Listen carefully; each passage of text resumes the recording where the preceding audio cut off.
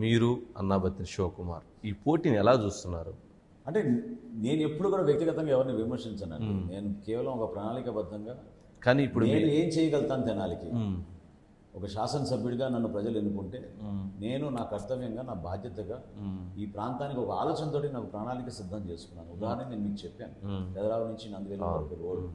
ఈ రోజు జరుగుతున్న యాక్సిడెంట్స్, ప్రతిరోజు ఒక యువకుడు చనిపోతున్నారు. మీరు విజయవాడ నుంచి ఇక్కడ రావాలంటే తెనాలికి 2 గంటలు పడుతుంది.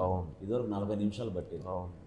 సో నేను మాట ఇచ్చాను, మొట్టమొదటి కార్యక్రమం నేను చేపట్టబోయేది రేపటి రోజున ఎన్నికైన తర్వాత ఆ రోడ్ని మంగళగిరి వరకు తీసుకెళ్ళి లోకేష్ గారితో కూడా మాట్లాడి మీ ఇద్దరం కలిసి ఎట్టి పరిస్థితుల్లో ఆ ప్రాజెక్ట్ పూర్తి చేసి జాతీయ రహదారితో అనుసంధానం చేస్తే రోజు రాకపోకలు ప్రయాణికులకి మంచి సౌకర్యం కల్పించాల్సిన అవసరం తెనాలికి ఎంతో ఉంది.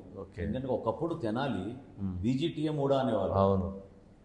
అవును, తెనాలి ఏం తక్కువ కాదు. విజయవాడ కన్నా, గుంటూరు కన్నా మాకు మౌలిక సదుపాయాలు ఇంకా ఎక్కువ ఉన్నాయి. ట్రైన్ కనెక్టివిటీ బాగుంది.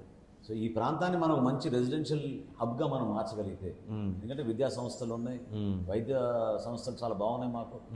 సో ఖచ్చితంగా everybody will want to come and live here in Tenali. కానీ రోడ్స్ చూస్తే భయంకరంగా ఉన్నాయి, ట్రాఫిక్ అటువంటి సిచ్యువేషన్. అంటే ఇంతకుముందు ఆంధ్ర ప్యారిస్ అంటారు, ఇప్పుడు సమస్యల ప్యారిస్లా తయారైంది. కారణం ఏంటి? ఒక ప్రణాళిక లేకపోవడం వల్ల దూరదృష్టితో ఇప్పుడు ఒక ఎలక్షన్ కోసమే మనం రాజకీయాల్లోకి వస్తే పొరపాటు. మనం కనీసం 15-20 సంవత్సరాలు మనం మన ప్రాంతానికి ఏదైనా మేలు చేద్దాం. రెస్పాన్సిబిలిటీ.